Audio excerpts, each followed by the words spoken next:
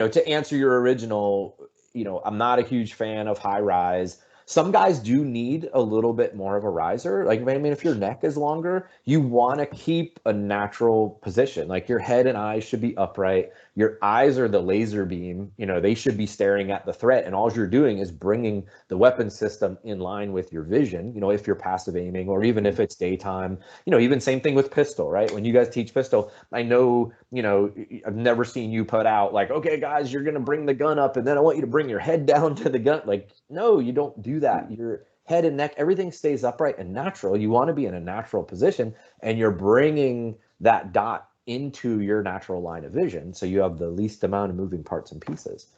So yeah, if you need some rise, then figure out what you need and make sure your gun is set up naturally. But if you get too crazy, like a hydro mount, now your CQB offset is crazy. You're aiming in the middle of the head, or you're having to aim over the head to drop rounds, right there in the forehead or in the eye socket. What really gets crazy is like that height of mount, and then something like a 36 yard zero, where like you're essentially making your max ordnance way higher than it would be. Whereas like if you had a regular height, maybe lower 1/3 or something like that with like a 50 yard zero. Yep. The taller the mount and the shorter the zero, the more you're creating the higher and higher max ordnance stuff. Right. Yep.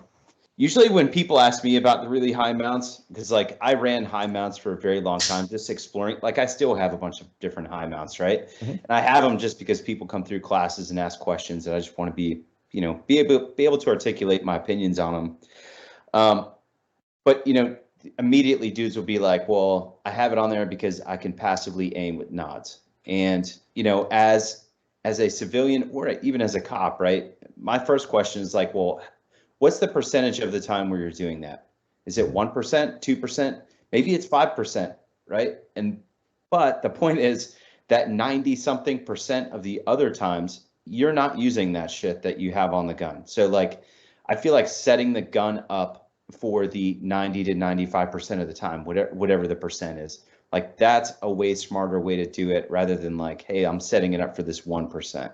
Yep. I'm huge on that. And I actually use that same exact analogy is I'm all about setting my gun up, my kit up, your night vision. I don't know how you wear your night vision, all that for that 90+%, time that you're operating. Whatever your main mission and your focus is, that's how you set your kit up. That other percentage, 5%, whatever it might be, even if it's 10%, figure out your workarounds. Like figure out how am I going to do that? And I'll tell you, I mean, with this setup, I've run this setup forever. And I even ran this exact same setup on a 417. So a 7.62 gun, right? A short barrel 7.62 gun that I carried one rotation.